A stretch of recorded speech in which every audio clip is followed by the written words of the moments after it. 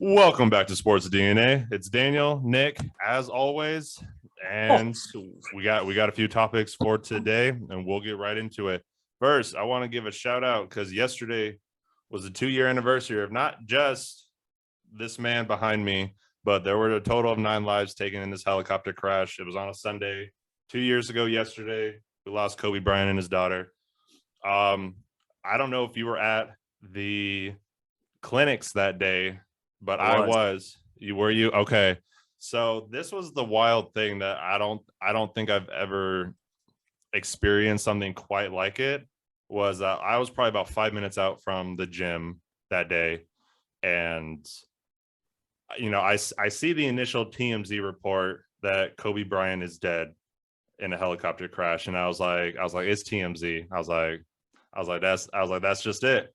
We're like in that 5 minutes that I get to the gym, all of a sudden I refresh the page, and there's about 7 to 10 different news places all reporting the same thing about the helicopter crash. And I was like, oh shit, this is actually for real. And I walked into the gym for clinics, and it was like quiet. I don't know if everyone, I think everyone was just feeling the same thing. It was like there was this eerie quietness in the gym that day, and it was just like the whole basketball world just shut down just for that day. And I want to get your opinions on what you felt that day as well.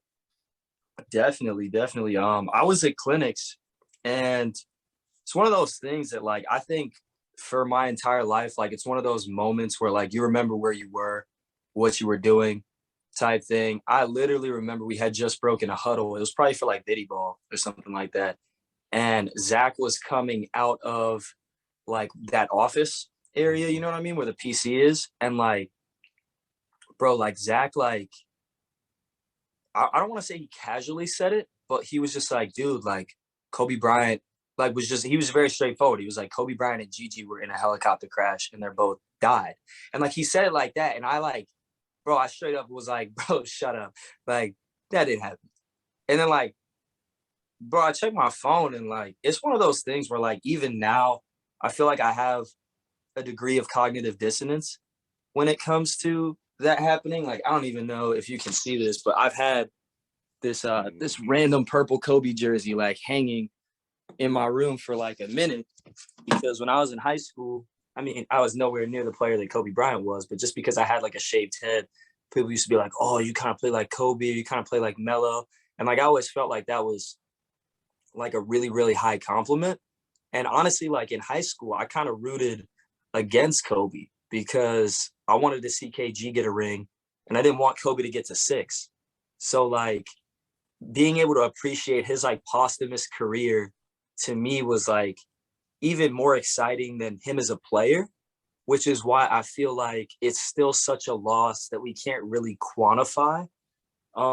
Because there's so many different aspects of basketball culture to me that Kobe impacted, whether it be like the rise of a lot of trainers that you see now, you know what I'm saying? Talking about Mamba mentality, whether it was literally just the culture of winning that he was impacting, whether it was like the rise of women's basketball, which I think has definitely seen an increase in popularity since his passing, and him being a vocal proponent of the fact that the women's game is a quality game. And honestly, I feel like the biggest impact outside of obviously losing him as a person was also like sneaker culture. Like I feel like sneaker culture has taken a massive hit, and I honestly don't think that Nike will be able to recover if they don't sign Vanessa to a lifetime deal and honestly start to change the way that they approach footwear.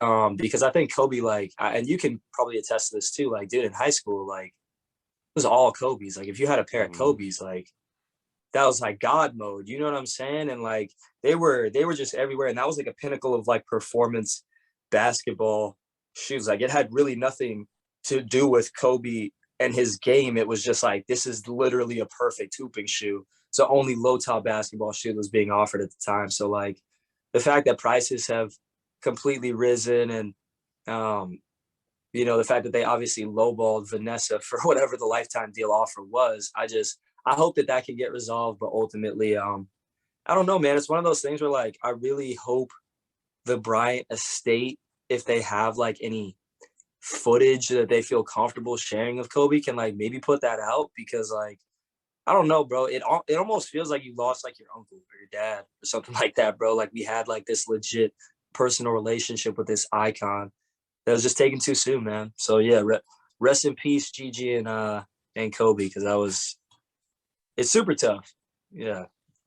The one thing I think I'm going to miss the most is that if there was ever a video of Kobe breaking down some kind of play or a few Mhm. plays from a game, it was just like there was something about the way he broke it down that was just like, I don't care if I've watched this video 10 times before this. I was like, I'm going to watch it an 11th time because Yeah. I don't care if I know everything he's about to say. I'm going to still watch it because there is just something about how he breaks down the game that's just, I don't know. It was different. I can't listen to a lot of other guys like I listened to Kobe. Kobe was just, it was just a no brainer that I was just going to sit there and listen to whatever he had to say. But I just wanted to get through a Kobe topic real quick, just because that was the topic of yesterday. Other NBA topics that I want to get over, we're going to get through this quick one as well. Last weekend, we had the foul on Alex Caruso by Grayson Allen. Um, Obviously, we don't have to get too far into it, but what I won't lie. I'll start it off. I think Grayson Allen's getting a lot of flack because he's Grayson Allen. And now, don't get me wrong, I think he's absolutely a douche, an asshole, whatever you want to say. He had a terrible attitude the way after the foul. So I get why people aren't happy with him. But overall, the actual foul I felt like was just a basketball play. You know, you have Alex Caruso going towards the basket. Grayson Allen's going away from the basket because he's trying to block Caruso. He accidentally grabbed the arm. You know, as a shot blocker, I'm always pushing the ball away from the basket. So honestly, I feel like it's just one of those freak things. Like, yeah, I think it just made it worse, the fact that Caruso then hurt his wrist, broke his wrist, whatever the case may be. But I don't honestly think it was that dirty of a play. Yeah, I mean, I think regardless of what you think, dirty play or not, it's an occupational hazard. And like the thing Yeah. about that play that to me separates it from like the Jalen Suggs play, right? Because Jalen Suggs had a similar play with Taylor Horton Tucker, where like he grabbed the ball in midair and Jalen Suggs like fell on the ground on his back really hard. But I don't think THT got called for a flagrant on that one. To me, the difference in the plays, particularly when it comes to officiating, like Suggs and THT, like Suggs went off at 2 feet. So like Suggs like dribbled with his left hand, planted right left, went up into the air, and at that point THT made a play for the ball, but LeBron kind of also pushed him in the air like just a little bit to try and like dissuade him from completing the play. And it was like a combination of both of those motions that kind of pushed him down to the ground and he got fouled. To me, like that's a more dangerous foul than what Grayson Allen did with Caruso, because not to say that it's Caruso's fault, but as a guard, even if you're going up against another guard, in a situation like that, like I almost feel like Alex Caruso's athleticism worked against him, because you should be jumping off 2 feet, not 1 feet. If Caruso jumps off 2 feet, I think he lands on his back or his butt and he's maybe out 2 to 5 games. You know what I mean? If it's a hard fall. But when you're going up off of 1 foot, then you can come down on an ankle, you can twist your knee awkwardly, you can land on a wrist. Like it's a more explosive movement, but it opens you up to like a more explosive negative consequence of that movement, if that makes sense, if something goes wrong. So like it's a bang bang play, something went wrong. I mean, I don't like the fact that Grayson Allen's like smiling afterwards about it. You know what I'm saying? Like that to me shows like not poor character, but just like poor class. You know what I mean? Like just dude obviously got hurt, whether you agree that it was a foul or not. Like just have some tact. But outside of that, again, like it's just because he's Grayson Allen and it's Duke.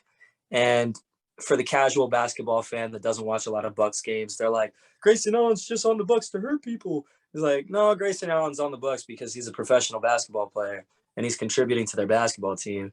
And he happened to make a dumb play or just a bang bang play that resulted in Caruso's wrist being fractured. Like, I don't, I don't necessarily think it's malicious. I definitely think that he's had dirty plays at Duke for sure. Mhm. But like, I think it kind of speaks to a larger issue in society. It's like, bro, just because somebody did something once and they made a mistake doesn't automatically preclude them to make that mistake again.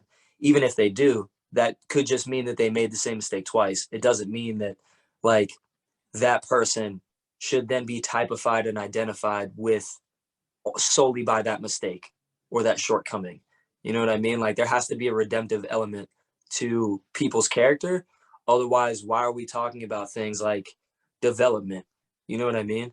Like it's a disingenuous, I guess, proposition to be like, oh, NBA players like should care. It's like, okay, well then give them an opportunity to redeem themselves in the eyes of public opinion, if that makes sense. So I think that Grayson Allen haters like need to open up their eyes when it comes to that, because at some point in time you got to stop labeling players and just talk about the play. You know what I mean? Like, Yeah. Oh, my bad. I don't know. I felt like you were gonna say something like right after, but I think you nailed it on the head with your first statement. It was, it's an occupational hazard. Basketball is a contact sport. You're bound to get injured. It's a play. He landed badly. He's out. It's unfortunate. And you're right. He's smiling. He's not, even after Alex Caruso falls, I'd say about 99% of players, even if they are known to be dirty, they'll at least go over to the player and even be like, oh, you okay? Whatever the case may be. And like, that could have been the difference maker, just seeing if he was okay, regardless of the smiling and all that. But again, yeah, you can call him an asshole, anything you want. But as far as the actual foul, I agree with you. I think it's just, it's one of those freak things that happens in basketball. One of the other topics this week was Russell Westbrook for John Wall. Go for it. What do you think? Okay. I've been watching John Wall's posts on IG as well as Michael Beasley. They're working out like in the same facility. I think it's in Miami right now. Side note, free Beasley, put Beasley back in the NBA. That might be a hot take, but I think that the man is talented enough to compete at the NBA level. And I think that that's one of those like unaddressed mental health situations where like I don't really think that he had any mental health issues. I just think that he was going through a stressful time in his life. And I would pull the trigger for Westbrook in a heartbeat. I don't think that there's anything negative to say about Westbrook. I definitely think he's a Hall of Fame point guard. At this point in time, though, I just think that, like, I think he's been playing for so long a certain type of way that for better or worse, that's just the kind of player that he is. You know what I mean? And it's more so like just appreciate Russ for the triple double machine that he is, and he's going to go hard. But I think like LeBron's game, honestly, and Russell Westbrook's game, like they just don't mesh. And I think that we're not going to be able to see the best of LeBron as good as he's been this season, or the best of Westbrook if they stay on the same team. So I think that the Lakers honestly should pull the trigger. John Wall, there's no reason why he shouldn't be playing this year unless there's some type of injury or re-aggravation of his Achilles that I don't know about. I think that the Rockets kind of did themselves a disservice by not playing him. I don't really know like what the plan was or if they were not trying to lower his market value based on the fact that he played pretty well last year. But just as a professional, I can see it. I can understand like John Wall's frustration, which is why I think that he should have an opportunity to win. I mean, I thought we covered this in a past podcast, though. I just can't get over the fact that they could have had DeMar DeRozan. Yeah, That's 100%. insane. Like, but yeah, definitely. I would pull the trigger in a heartbeat for that. I think the only reason why I wouldn't is because I don't know exactly what I would get out of John Wall. Whereas, more or less, for it's like you said, for better or for worse, you kind of already know what you're getting with Westbrook and how he already plays. I just feel like the argument that I heard was John Wall would be better for the Lakers just because he wouldn't try and do as much, which I'm like, yeah, in one sense that's kind of good, but I was like, what if you need him to do more one game? AD, I was just watching a video right before you joined that he just went out and he hurt his wrist. He just Oh, went I back to the saw. locker room again. It's like that man is all I'm convinced that he just got to be naturally built by this point, and that his body's just changed to naturally be muscly, because that man is so fragile that it does not matter how much he works out. He's gonna hurt Yeah. something. So it's like in this situation, LeBron's 37. What if he, what if he hurt something, here in the next, week or two, you don't know at this point in his career. So it's like Russell Westbrook has been the dude who's been able to play, every single game. So it's kind of like when you need for a guy to do more, at least he could do it. I don't really know what John Wall could do at this point, because most of his athleticism, or at least most of his hyper athleticism, is really gone. He's just kind of a normal athlete, but that's really what separated him before. So if that's how most of his game was relied upon, was his athleticism, and he doesn't really have that anymore, then I don't really know to what degree I can really rely on him. So I don't really know what the right answer for is, but I don't know. I think I would probably keep Russ, but I do agree. I think John Wall, there should be some scenario where John Wall is playing NBA basketball. And that is a good point. I think that the POV that you just had about John Wall, I think, is kind of the POV that I had of Iverson when he was a player, because I was the biggest Iverson fan. But even I could acknowledge the fact that, like, for as good as he played in Denver, and then once he got traded to the Pistons, I was just like, AI never worked on his game to be like a shooter.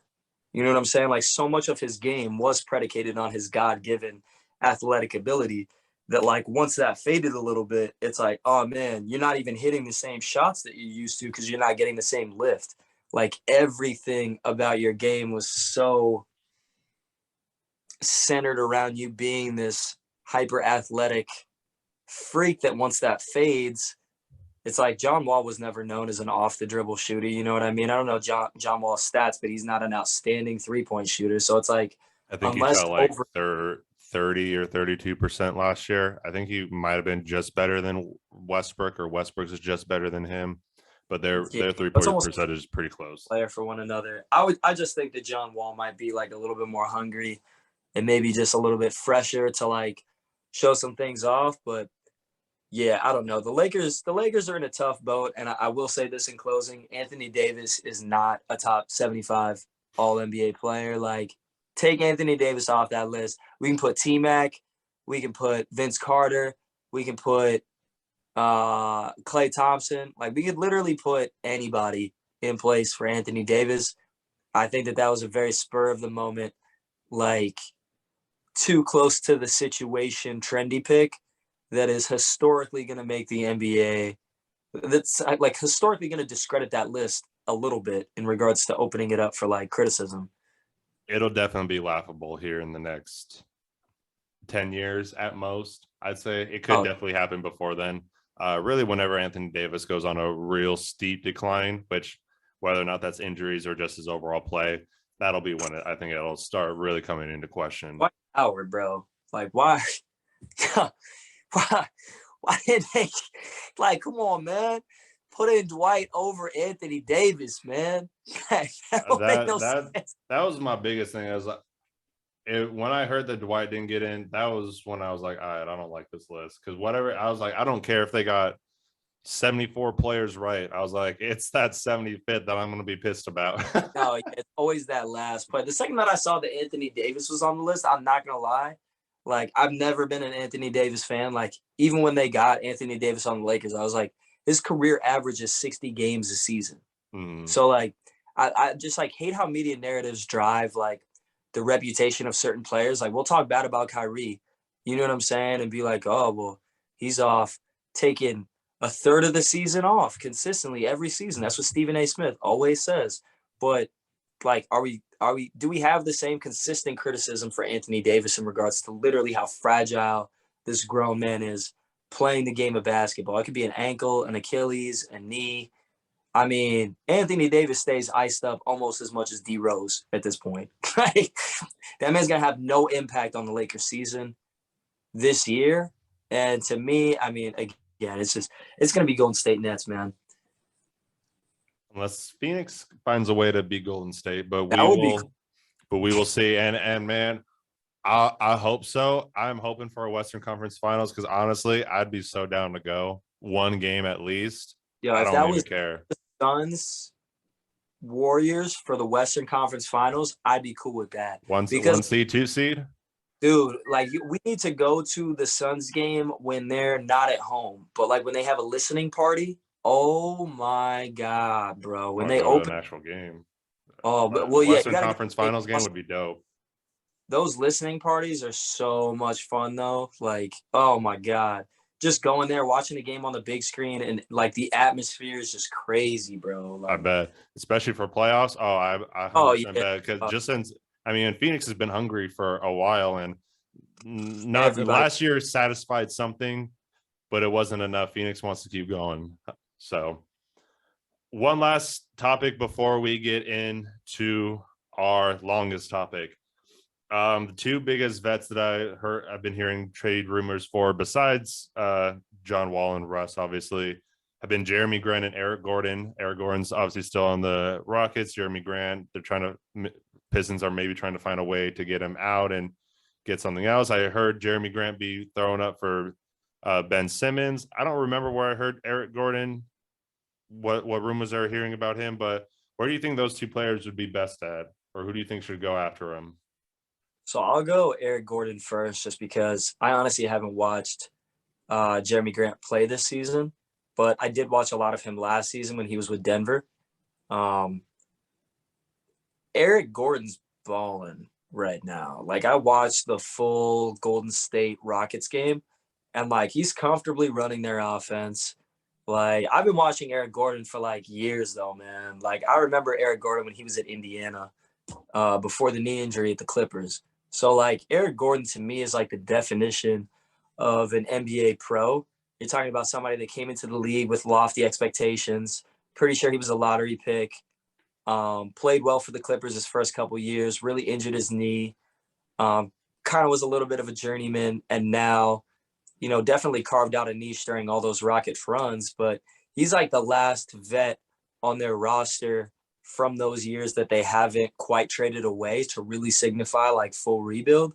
So honestly, for the sake of Eric Gordon, like I'd be a fan of him going anywhere. I don't exactly know like how much he's getting paid this season and what I guess the Rockets are looking to get for him in a trade. But if I was a team, um, I mean, three names stand out to me.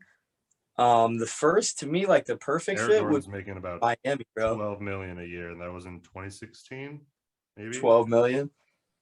I don't know, man. To me, there's some about Eric Gordon where like I could see Miami maybe making a move for him. Like I think that would be a solid pickup for them because like he can run the offense, he can shoot the three. He wouldn't have to do nearly as much. I just don't know if he's necessarily like Heat culture, but maybe 76ers. I think that would be a great team for him. Help Joel Embiid stretch the floor, give him a reliable guard in the backcourt, somebody to bounce off of. And then this is like more of a dark horse because I haven't heard anything from them all season, and like they're a team that definitely needs to make a move, if not now in the offseason, to split up their roster and regain some relevancy. The Celtics, man, like what the hell happened to the Celtics, bro? Like It was funny that you actually said the Celtics. I was literally looking at the standings right now because I was trying to imagine all the teams and their rosters, and I was like, who would benefit from a a playmaking good defensive shooting guard? And I was like, Boston kind of needs something like that. you could literally plug Eric Gordon at the point, bring Schroeder off the bench, have Pritchard as like your backup alternating. And like, honestly, bro, I think taking the ball out of Jason Tatum's and Jaylen Brown's hands is like the recipe for success. If you look at all the times that the Celtics played well, it was when they had Rozier, it was when they had Isaiah Thomas, it was when they had a dynamic point guard. Like it didn't work out with Kemba, but I think we know why. I mean, nothing against Kemba, but he's definitely on the tail end of his career. I think Eric Gordon, while he's on the tail end of his career, is a lot more of a steady um, player, Jeremy Grant to me is the more intriguing one. Because truth be told, I feel like he was in the perfect situation, man. Like, I think that the standings, not only of Detroit, also of the Magic, truth be told, but particularly the Nuggets show how much he was actually an important player, bro. Like, Mhm. as important as Jokic was, they ain't been the same since they didn't have Jeremy Grant. You know what I'm saying? And like, even then, like, to have Jeremy Grant with Jamal Murray back, like, he was the perfect four for them. He was almost like he reminds me a lot of like a Marion type player, like a Sean Marion type player, where you don't really have to run a designated play for him, and he's still going to get you plus 15 and plus 10 every night. You know what I mean? Just Mhm. off effort alone. Um, I actually think the one of the worst teams that he could go to would be the Lakers. I think what I've seen over historically LeBron's career is, unless you're a stretch four, like, if you're a close to the basket four, like, there's almost no point in you being on a LeBron James roster, whether it be JJ Hickson, all of these fours that he's had throughout his career that haven't been able to shoot. Like, the fours that LeBron plays well with: Kevin Love, Chris Bosh, Anthony Davis. Like, Jeremy Grant is not that player. So I don't like, I could speculate that they maybe want him to fill a similar role as Montrezl Harrell, but they didn't even use Montrezl Harrell last year. Like, he left for the Wizards. So even then, I'm just like, I don't know. He would be a perfect fit on any team that's not running a designated play for him. But I have no specific team in mind as far as where he would fit. I think ideally, if Dame and CJ were healthy, Blazers, I think he would definitely help their roster. But that's not even something that I can speculate on, because I feel like Portland's about to blow it up based on how well Simmons is playing. I mean, I feel like they're just going to go full rebuild and be like, what can we get for CJ and Dame at this point once they're healthy? Because there's no point in Dame's already going to leave. You know what I mean? Like, might as well get something for him. They should definitely blow it up in Portland. I've honestly been hoping Dame been leaving at least for the past 2 years. I mean, you could have argued before that, but as for at least a solid past 2 years, I've definitely been wanting Dame to leave. Jeremy Grant, I think, would be best on the 76ers. I think that's exactly what they need. I think they need a nice forward who's just a little bit more, I think, of a go-getter than Tobias Harris. Not that Tobias Harris is bad. I think he's great. I think you could still keep him. Just trading Ben Simmons and maybe one other guy, maybe a pick for Jeremy Grant. I don't really know. I just think that more than likely Jeremy Grant's his trade value is probably higher right now than Ben Simmons is. So that's probably why the 76ers might sweeten the deal a little bit. But I don't know. If you get Jeremy Grant, I think that's probably pretty good. But I don't know with how Daryl Morey's been. I won't put too much stock in that. But I don't really know of another place that he would really fit well. I don't think they would use him as like a Kevin Love or Chris Bosh if he were to go to the Lakers, but I don't see a scenario where they could really even get Jeremy Grant unless it's for Russ, but I don't see the Pistons doing that either. Eric Gordon's definitely a lot easier to kind of say, oh, he could fit here or there. Miami was a good shout. Boston was a really good shout. I think the only other team that I think he could probably fit super well on who's also in the playoffs if they were to just start today would be Dallas. Dallas, I know, has been playing pretty well as of recently, better than they have been, but you never know. Once Doncic goes out, Gordon could run the offense a little bit. He's gonna shoot. He's gonna play some solid defense. I think he could probably fit real well there. So I don't know who Dallas would have to, but I think that Dallas could be another shout too. All right. Hey man, you sent me this sneaker video. I'll let you start that off. Yeah, so one of the YouTube channels that I have been a subscriber to for quite some time now is Wear Testers. And specifically, there is a guy, Nightwing, for people that know. This guy is super, super informed when it comes to just footwear in general. But I guess for me, like, specifically like Nike and Adidas products. And I've long since, as a former employee of Nike for 2 years, kind of had not so much like a feeling of a conspiracy theory, but more so like an inkling, because I'm very well connected. I still maintain my ties with certain people in the industry. And I've noticed a dramatic drop off in Nike performance shoes. Kind of tying it back to Kobe's passing. I feel like ever since Kobe passed, truth be told, like the last 2.5 years, Nike production has really slipped. And I've kind of wondered, like, is it due in part to coronavirus and shipments not getting here? Or is it really more so like something within the industry that the industry is actually changing? Because I feel like, especially within America, we're very brand centric, which I feel like is something that the podcast does a great job of explaining and opening people's eyes. And Nightwing, I think, gives a great frame of reference along with the two other streamers that he has on this particular video in providing some insight into why things are the way that they are, overarching in sneaker culture, but particularly in regards to basketball performance shoes. Like, to give you guys an example of what I'm talking about, there's like every basketball shoe has an outsole, right? So like if we're looking at the shoe, there's the midsole, which is like provides all the support. There's the upper, which is like the lockdown aspect. And then there's the outsole, which is what actually grips the court.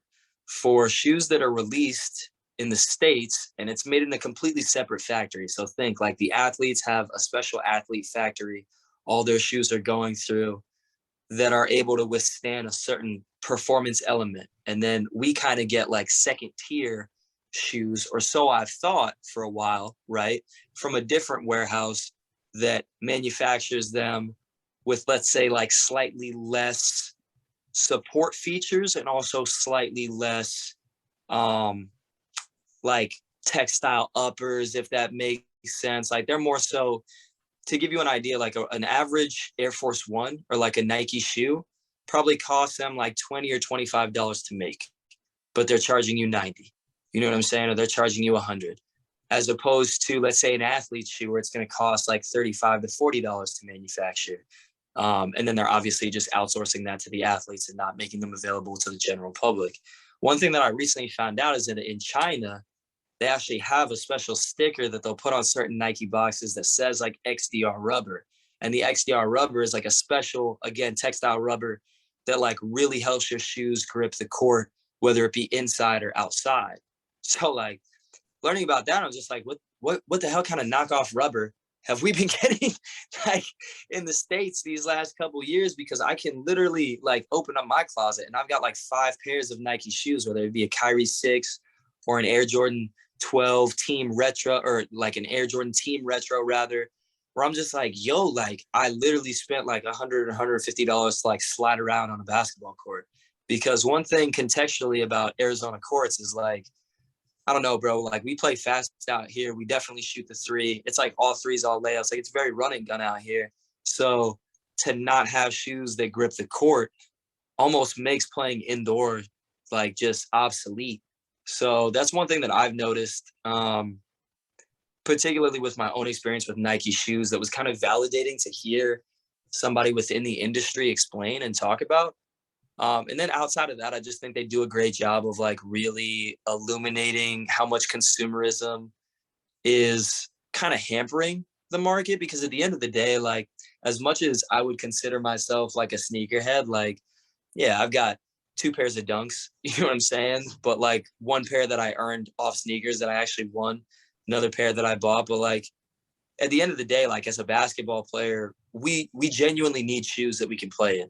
You know what I'm saying? And I feel like in part because of Kobe's passing and people buying up a ridiculous amount of quantity of any shoe that even looks like a Kobe, like the Zoom GT cut, they kind of touched upon, where like those are just getting taken off of shelves. Like I'll tell you, it has honestly been like a frustrating and almost angry experience for me over the last year trying to get those shoes. Like I'm trying to get a pair just so I can play basketball. And like when I see the resale prices on GOAT or on StockX or on Flight Club, like I can tell it's just like some new age hipster millennial that's buying the shoe because it's hype, and they beat me to the Nike site and now they're marking up the price. And like at the end of the day, like it's not good for culture, and it's starting to leave like a bad taste in people's mouths because we can't get Kobe's. We can't get anything that looks like Kobe's, anything that performs like Kobe's. And it's getting to the point, honestly, where like you can't even get a performance model shoe unless you're buying it off of eBay directly from China. And brick and mortar stores are already dying. So I just feel like it did a great job of explaining like where sneaker culture is trending and also why like American consumerism. They did it. I guess to close, the quote that really stuck with me is they're like, Nike used to put a lot more thought into their products and really create like a thoughtful shoe while not necessarily factoring in consumer feedback. Whereas now they're just trying to get you to impulse buy without thinking. And I think that has really, really ruined performance basketball sneaker culture, particularly from Nike, where I think it's only a matter of time before brands like Li Ning and even Adidas, especially Puma stateside, really start to make an impact in the sneaker game because Nike proverbially, no pun intended, has dropped the ball. And like, it's basketball, you know what I'm saying? Somebody's going to pick it up. So. Yeah, I think for someone who's not really, I'm not knowledgeable in the sneaker world. I would not consider myself a sneakerhead in any way, shape, or form. But it was really interesting because I felt like I knew part of the things that they were going to talk about, or at least mention in the video. And I felt like I was, for the most part, wrong. So I kind of assumed that, when you were talking about the, resale value of, all these shoes, I was surprised to really hear that it's actually that at least before in past years, it was actually almost worse in China for resellers versus over here in the States. And that was kind of surprising because I feel like one of the biggest things, and obviously we won't go into it super in depth, but one of the popular things right now, especially in the US, to hate on is capitalism. And don't get me wrong, 100% it has its flaws, but I mean, China's not doesn't have capitalism like over here. So it's like when you hear that it's almost kind of worse in other countries as well, it's kind of like, okay, well, we can't really blame our market, but capitalism does encourage stuff to that degree. So when it does start to happen and there is kind of drops in quality of shoes or in quality of anything, because obviously any kind of product can be taken and just resold and marked up, everything like that. But even if with one product that as it starts with, even if it hasn't even started with shoes, right, since we're talking about it, it does become sad that kind of stuff is encouraged, because yeah, it's almost like a guarantee. Nike knows that no matter what, their stuff is going to get bought and it's going to get sold, and as long as people keep buying them, it doesn't matter. It was kind of like the when a couple of years ago they tried to do the boycott on Nike and people were buying Nikes just to burn them. It's like, what do y'all do? It's like, what kind of point are you proving? So it is kind of sad. I was working at Nike when that happened, and the amount of irate people that were calling in being like, F Kaepernick, we're burning your Nike shoes. Like, bro, we were literally laughing at people like for days, bro. Like, Nike corporate bought us pizza, and it was like super stressful, but at the same time, it was just hilarious to hear people's outrage because exactly like you said, bro, we were literally laughing at people like, bro, you already bought the shoe. Like, Nike already has your money. You can do whatever you want with your product. It's not Nike's product anymore. It's yours.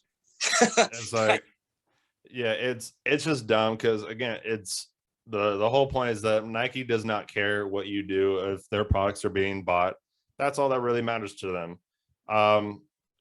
You're right. When Kobe died, it was kind of tragic because I was looking for Kobe shoes right after he passed, because I was like, that would be the thing to do. I was like, get some Kobe's, hooping them, and just be like, just have some fun. And then it was like right after, it was like anything Kobe related just halted because Nike did not want to sell anything more. I guess the contract was void now because he's dead, everything like that. That was pretty sad. And then I don't know if they did, but were they blocking resellers as well, or resellers, Bro, they wholesalers? blocked sellers for a little while, but now, I mean, go look up what a pair of Grinches costs in your size right now, bro. Oh man, if they even have them in my size, man. What are you, a 15 or 14? It can fit in either 15 if it runs small. It's gonna be horrifying, Daniel. My estimate is probably 1,000, bro. Oh man, I can't see it. I'm just gonna run with Kyrie's still. Any kind of Kobe shoes, man. But it was interesting. So one of the other points that I don't know who the main guy was that started out, was it Jake or something like that? That was his name. The main guy that's the Nightwing guy that I'm talking about. And then I Okay. think one of the other guys that lives in like Shanghai or Yeah, not either of the dudes who were in China, but yeah, the main dude who started it off.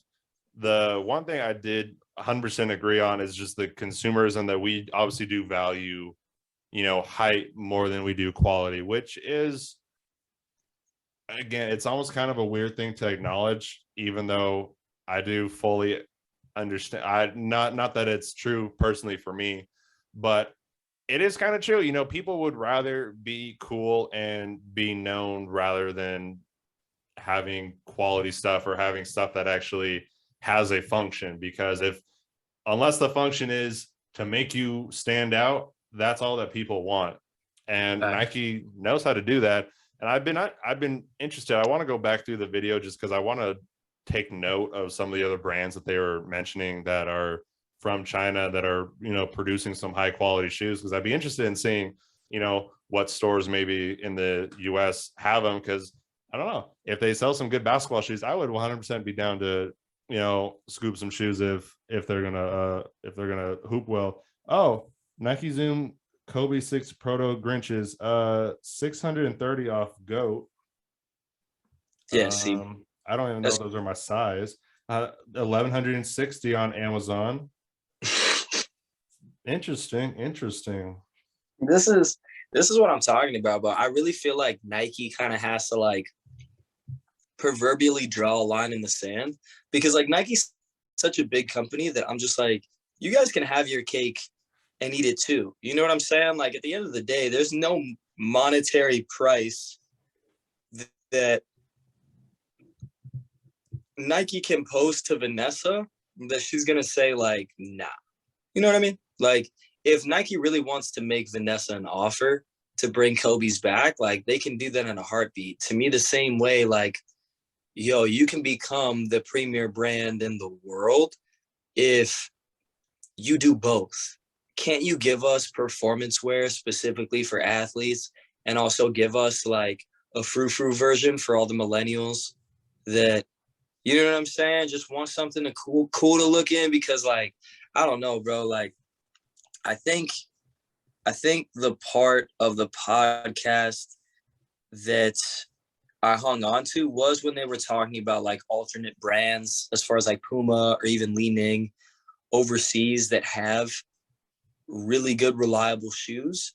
Because I think that that's where like it's kind of going. Like I'm at the point, bro, where like I don't care if I go to the gym and somebody's like, oh, you're wearing LaMelo shoe. Like couldn't get Nikes, couldn't get Jordans. Like if it grips the court, I don't care what I'm wearing, bro. It could be sandals for all I care. And I say that honestly, jokingly, because like today I was walking out of Snooze with Devin, right? And I was wearing socks and sandals, like these trail sandals from Nike that have XDR rubber on the outsole, right? And like he was like, yo, you gotta stop wearing those. And I'm like, bro, I literally warm up and form shoot with these because they grip the court better than my, you know what I'm saying? Better than my Jordans. Like that's where it's gotten to me, where like I'm at the point where like I'm willing to sacrifice looks for performance. And I feel like that is like that's the next like sneaker war, is like you're gonna have like Nike's always gonna have the best silhouettes in the game. You know what I'm saying? Or for the foreseeable future, for the next 10, 20 years, like Nike's still gonna have the best silhouettes. It's gonna take a while for anybody to catch up based on the way that they, I guess, have a monopoly on that market. But the other thing that I thought was interesting too is like the American consumer is not focused on what anybody else in the world is doing. However, like China has just as many consumers, if not more, as America. And the fact that a lot of American companies have taken political stances, yes, it works for them well in the States, but overseas, like they were talking about that, like all that BLM stuff and pro Kaepernick stuff, it worked out great as far as their campaign in the States. They got a little bit of pushback from conservatives, but overseas, like Nike went from being number one to being number two or number three. Like Nike's not number one overseas. It's Leaning, it's Adidas a little bit. I think that there's, what is it? Oh, Peak. Peak is like making a little bit of run, taking some sales away from Nike. Under Armour is, I mean, not really a thing over there. But if you think about like, imagine if like Under Armour was giving Nike a run for its money. Like that's what's going on in China right now between Li-Ning and Nike. And I think that that's what people don't understand is like for the first time in a long while, I'm finally seeing some parity, because that's the whole thing is like, I think in the States, like we talk about capitalism a lot, but like capitalism is not two alternatives. Capitalism is not Republican or Democrat, or it's not Pepsi or Coke. Capitalism is Pepsi, Coke, root beer, cream soda, Sprite, all not being owned by the same companies, all not being owned by Coca-Cola and Pepsi. Like capitalism is supposed to have a degree of parity. And like, that's where I think like we're kind of in this weird crony capitalism, where if we're looking at it from an economic perspective, like capitalism in and of itself probably is the framework for any type of democratic process when it comes to economics. But when you start to mix in crony capitalism and you bring in corporations that are getting like legal tax breaks and being treated essentially as though they have more rights than the workers themselves, that's when you end up creating monopolies on markets instead of having, because like realistically, truth be told, if like capitalism really had parity, like every state would have a Nike warehouse, you know what I'm saying, that was domestic, and you'd be able to work there and it probably wouldn't even be Nike. It would be like a smaller company. You know what I mean? So I don't know. I just think that like there's certainly pushback for capitalism, but like I really feel like political ties are like being drawn, and it's funny to see how that affects the sneaker world of all things. I don't think I ever drew a parallel between how taking a stand against racism in the States could actually hurt your sales overseas. You know what I'm saying? So I think it's kind of interesting the point you brought up of kind of like the similarity. I don't know if you brought this up fully, but you were pretty much like floating right around it, is kind of almost comparing, almost kind of like our political state to like even it's something as basic as the shoes, but it is just, economics overall. You're saying that, there's only one or two companies that might control all the options. And it's exactly like you're saying, capitalism truly is, Coke, Pepsi, Fanta, Dr. Pepper, root beer, whatever, all owned by other people and all focusing on that one thing to make it quality, because then that's what sparks the the competition between all these companies. And it's the same, it's kind of the same thing with our politics right now. What are politics nowadays? You're either Republican or you're Democrat, or you cannot be anything else, because if you say I'm not Democrat, then you are Republican. If you say I'm not Republican, then you're Democrat. There's no in the middle. There's no third, fourth, fifth, sixth. There's no other options. And it's funny how it is kind of reflective, however our political state is at the current moment, it is reflective in our economics regardless. Yeah, like you totally hit it on the head, man. And like that's why, to me, like there's a difference between if like Fanta had a monopoly on orange soda, okay, all right, that's tough. Like orange flavored anything, yeah, whatever. Yeah, or orange flavored anything, all right, whatever. But like it's different when you have a monopoly on soda. You know what I mean? Like there's a difference. Like it's one thing, like okay, we've got a monopoly on Nike Dunks. We make the best Nike Dunks. Okay, dope. But like if you have a monopoly on like a third of the world's shoes that they're getting, Like, bro, give us a quality product for real. Because I think that, like, Chris, that Nightwing guy, hit it on the head. Like, we're willing to pay for it, bro. Like, I'm willing to pay $200 for a sneaker that I know. Like, bro, if you give me a Kobe right now with XDR rubber, I'll pay you $250. I'll pay you, like, but I'm not gonna pay $250 for a Kobe retro that's not a Pro-Tro. It's not a performance retro. It's literally just a retro. It's hollowed out. It doesn't have a carbon fiber midsole. It doesn't have a shank plate. It's literally just, it's like a blow-up doll, dude. It's like, it's not the real thing. You know what I'm saying? Like, that's what I feel like Nike has been giving us for the last 2 years. Like, even LeBron's line has dramatically dropped off. And it's like, bro, like, LeBron's like your signature athlete. He's had the best performance model since Kobe retired. And you're not even giving him? Like, what am I paying $200 for LeBron's for, bro? Even today. And like, bro, Devin will tell you, I was wearing LeBron 9s and he was wearing LeBron 18s. And mine are like a recently dropped retro, right? Not a Pro-Tro, a retro. Bro, when I tell you I could barely grip the ground on the court, like, I took my LeBrons off and I threw them across the court. And he was like, bro, you just got to wear your Mitchells next time. Like, because I had Donovan Mitchell's in the car. And like, my Donovan Mitchell's costing me $50, $55 with tax. And these LeBrons cost me $180 and I had to finance them. You know what I'm saying? So I'm just like, at the end of the day, Nike, like, I know you can make a quality product. Please just do it for us hoopers, bro, because like we genuinely need it. Like, if we don't, for the sake of the game, like, I'm just not playing basketball. You know what I'm saying? Like, or I have to go to another brand that's at least going to provide me the type of support that I need to play a sport that I love at the end of the day.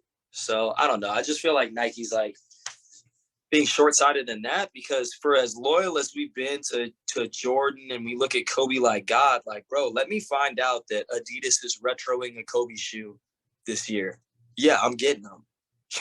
You know what I'm saying? Because I know even a half-assed Adidas shoe is going to be able to grip the court, even if it's not a Pro-Tro. Like, I'm still going to be able to play in it and get some good time.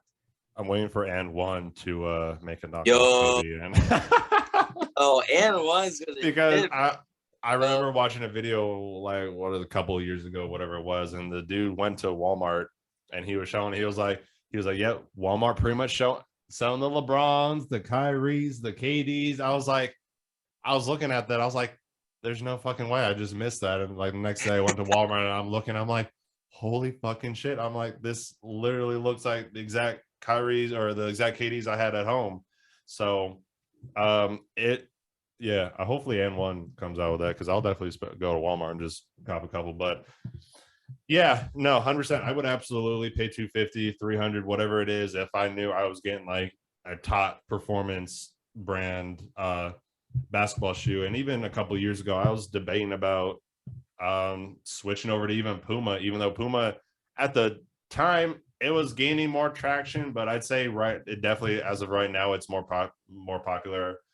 Bigger, but it hasn't hit that threshold of Nike or Adidas or even Under Armour. I think it's probably close to Under Armour probably as of right now, or maybe it's overtaken that for that standard. But I was thinking about switching over to Puma, but at the time working at Hoop Code, it was kind of like, you know, Sean wanted to be focused on Nike, so I was like, this might seem weird if I'm showing up, everyone wearing Nike, and I'm the only one wearing Puma in the corner. Like, my whole last year at Hoop Code, like, I was wearing all Adidas. And, like, people would say things to me every now and then, but I was just like, bro, like, I'm literally on strike until Kobe and Vanessa get the lifetime deal. Like, that's how I feel. And then in regards to, like, just performance, bro, I'm just like, I don't know. To me, Don Issue 2s, I don't know anything about the Don Issue 3s that came out, but, like, I will be buying 3 or 4 more pairs of Don Issue 2s, because I've never been in a basketball shoe that's that comfortable and that affordable. And like, that's what makes me open. Bro, Adidas. They're the okay. Issue 2s. And like, it's not even me, bro. Like, a bunch of my players, like, I have a player, Tyshawn, that I coach, and like, he had a pair of the yellow Crayolas and like literally bought the exact same pair of shoes. And I was like, bro, did you get your shoes cleaned? He's like, no, like, I just like them so much. Like, I asked my mom to give me another pair. And I was like, yeah, I'm going to do the same thing, dude, honestly, because that's the state of basketball at this point. If you find a basketball shoe that you like, my God, get 5 pairs of it. As long as you know you're going to be the same size, because you do not know if that shoe is going to be available, and you have no idea how quickly it's going to sell out at this point. Yeah, right now I'm looking at the Don issue 3s, the Utah home. Ooh, low key though. Ooh, low key. They're kind of cool, right? That's I might have to cop a pair, bro. And honestly, it's crazy too, because just off word of mouth, like I was telling one of the kids' dads that I coach, this guy Andy, who's just an awesome guy, bro. Andy has like 2 pairs now, bro. He's got a gray pair and he's got a blue pair. He's like, yeah, my wife Ruby like bought me 2 pairs, and he'll like wear them. Yeah. Them things is comfy, man. Telling you, bro. Loki might end up getting a new pair of shoes here soon. I'm going to still rock my Kyries, but there was something, and I don't know if it had anything to do with the quality, but when I got my Kyrie, I think they're Kyrie 3s, because they ended up kind of being my emotionally replacing my stolen Kyrie 2s that I never got to wear, that I told you about.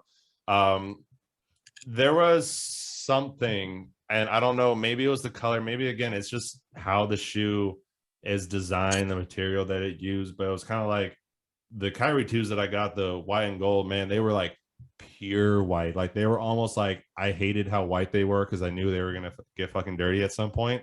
Like they were that kind of white. And when I got these Kyrie 3s, it was kind of like, it was just, again, I don't know if it's the material that they use, but it just seemed darker, like it was kind of like already dirty, even though like it wasn't. It was just like, and I don't know if that has anything to do with the quality, but it was kind of like those little things I was noticing. And I don't know if just because I'm watching this video and all of a sudden now I'm just overthinking everything. It could be, but it is interesting, and I'm definitely on your recommendation. I'm gonna get a pair of Don issue 3s probably one of these days. The Bel Air Athletics. Ooh, bro, those are fresh. I'm telling you. And then they also have like a white. It's like an all white pair, but it's got like blue and green highlights. That's also like kind of old school jazz colors, bro. those were the Utah homes. Those were the ones I clicked on. Yes, bro. Yes, those are the ones, bro. Like that's the pair that I'm just like, bro. That colorway is fresh. Like I low key am thinking about getting. I'm two pairs, either Utah homes, right? Either that one, and I'm thinking about the Bel Air Athletics as well. Both those I like. See, I already converted Daniel to Adidas on this podcast. I got him to change over. Because spending like $220 on 2 pairs of shoes. I'm not even. I'm really not going to lie. Like the second that I put the Mitchells on, because like Adidas has a different fit, and like when I was in high school, again, not going to lie, like I was wearing, for the most part, Adidas. Like I was wearing, like I had a pair of Reeboks, like that were similar to like the Rezigs that John Wall had. So I had those for home games that were like white and blue. And then for away games, I had like an all gray pair of Tim Duncan's signature Adidas shoes. And like those were actually like the heel was like super high and the toes would go down. It was weird. It gave me like an extra inch or two on the court. But like when I put on the Donovan Mitchells, I was just like, bro, the shape of my foot, like I'm an 11 and a half in Nikes. I'm like a solid 11 in Adidas, and like it fits perfectly out the box. Like it feels like it's broken in. So like now that I know my size for Adidas, I'm 3 stripes, bro. Not for life, but I'm 3 stripes. Do they run big or small? Bro, that's the thing. I feel like they run like, okay, well, if I'm an 11 and a half in Nikes and an 11 in Adidas, but I'm really a size 12 because I just like wearing my shoes tight. Mm-hmm.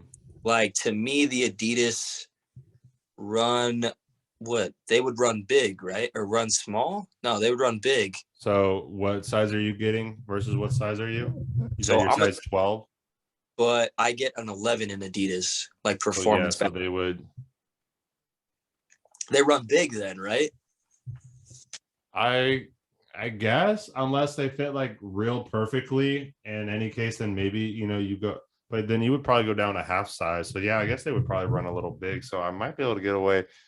The Bel Air Athletics only go up to a size 13. Ooh, please Utah home. Ooh, highest size is 13 right now. They might have them on a different site though, bro. Yeah, this is straight on the Adidas site. So hopefully, I was gonna say that's another thing too that that was like my area of expertise at Nike before I switched over to their to an internship project that I still am legally not allowed to talk about. What is it? Like I knew all of their third-party websites. So like if you can't find them on Adidas, check like JDS Sports, Finish Line.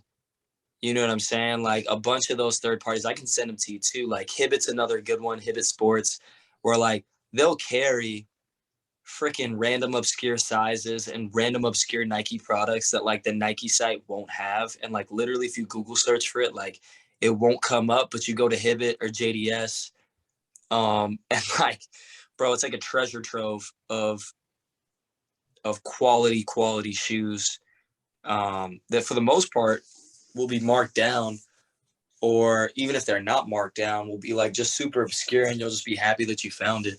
So I would say check them out if you can't find your size off the Adidas website, because the Adidas website honestly is kind of trash. Like I feel like that's one of the things that's holding Adidas back from taking the next step. Like it's kind of appalling to me, honestly, considering how much Adidas probably makes annually in the States alone, that like their app is formatted the way that it is, as opposed to like Nike or even Under Armour. Like, I don't know. But also like their size selection is just pretty trash compared to like you won't be able to anywhere find else. yeah, you won't be able to find anything on Adidas's website, but I guarantee if you look up like I'll look up those shoes for you. Like, and I guarantee on Google I'll find a size 14 on like 3 different sites. And it's just like Adidas, like what are you doing as far as your allocation of these shipments? Like why are you not keeping enough for yourself? Because people are obviously going to go to the Adidas website first. You know what I mean? So like to me, they're almost like subverting their profits by like, yeah, I understand like this model might not be trending or anything like that, but at least keep it on your website and offer some type of markdown so people like it directs traffic to your website. You know what I mean? And Yeah, people and you start still sell the product. yeah, or like people start to affiliate like right now, like you're gonna get these Adidas off JDS, but you're probably gonna tell people like, oh yeah, like I got these D Mitchells off of JDS. So like they're not necessarily making any connection between the shoe and Adidas, even though it's an Adidas shoe, it's in the back of their mind because you didn't buy it from Adidas. Like it's a powerful statement to say like I bought something directly from this company because I like it, not I just bought this product from anywhere.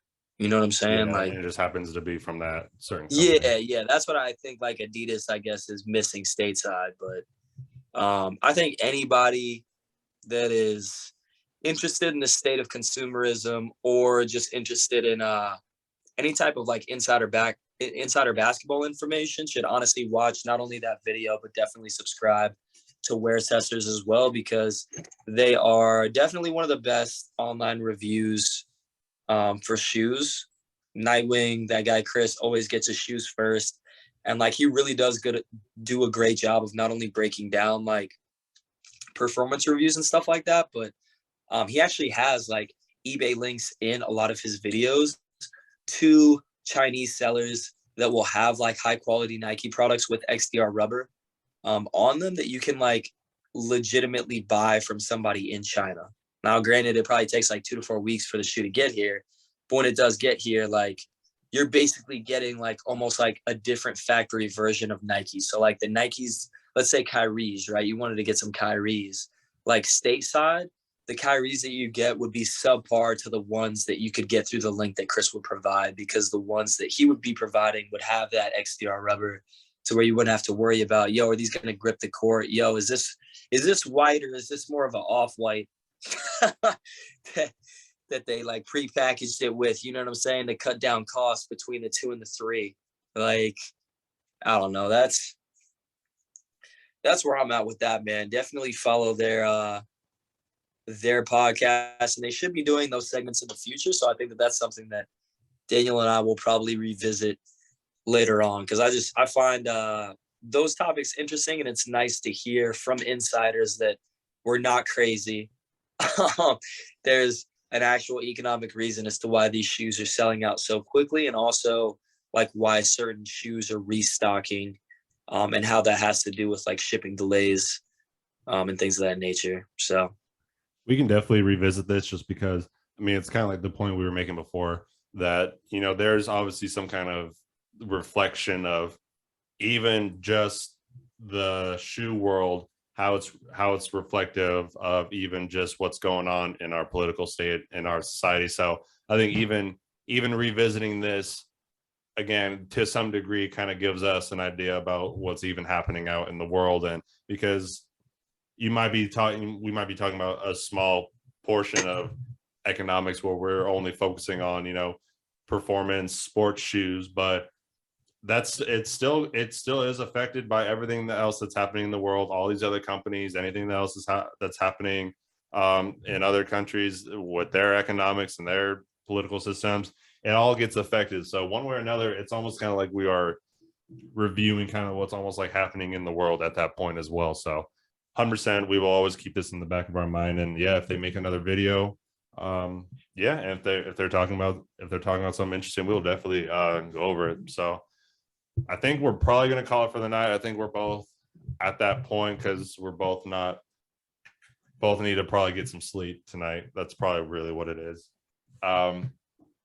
So I appreciate everybody for watching. This has been Sports DNA. I'm Daniel. That's Nick. We out. How do I stop recording?